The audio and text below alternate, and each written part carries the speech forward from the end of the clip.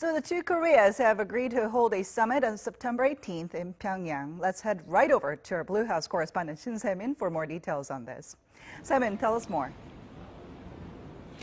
Right, June, the date is set. The South Korea's presidential envoy confirmed the dates for the next big event between the two Koreas, and these Special Envoy Chung Eui-yong also confirmed that for 2 nights and 3 days, President Moon Jae-in will be in the North Korean capital of Pyongyang for his what would be a third encounter with North Korean leader Kim Jong-un.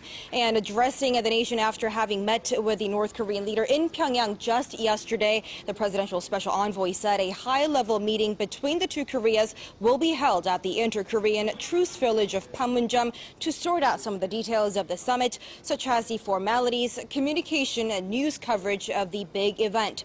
Now, the envoy also said that the regime's leader Kim had reaffirmed his commitment to denuclearize his regime and agreed to closely cooperate with both South Korea and the U.S. Chung, who also doubles the role as South Korea's top security advisor, said that the two Koreas have agreed to continue efforts to ease military tensions. And about the Inter-Korean liaison office that had been put onto a hold over lackluster process, the two sides have agreed to open the office before the summit this month. So a lot to digest, Yoon, but again, it seems to be the relations between the two Koreas seem to be on the track again. Now, Sammy, watchers have said that North Korean leader Kim Jong-un might possibly attend the UN General Assembly in New York, but now that seems quite unlikely, according to the envoy who spoke with him yesterday, right? But disappointing news for many, as many had anticipated that North Korean leader Kim Jong-un would be heading over to New York for his international debut at the UN General Assembly, possibly also opening doors for a three-way summit with Presidents Moon Jae-in and Donald Trump. But according to South Korea's special envoy, that schedule seems most unlikely given the short amount of time for preparing for the Inter-Korean summit and many other issues. But I also want to zoom in on this regime's leader's commitment to denuclearize. Take a listen.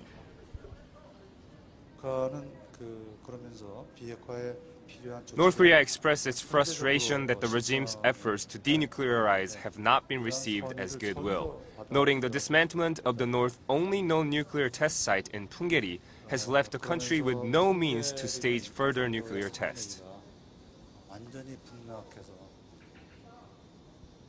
The South Korean envoy quoted North Korean leader Kim and said that he hoped to completely denuclearize the regime and put an end to the hostile relationship between Pyongyang and Washington before Trump's first term ends in January 2021. So again, it definitely does seem like the development on the North Korea front for both South Korea and the U.S. seem to be moving to a positive direction. Ji-yoon?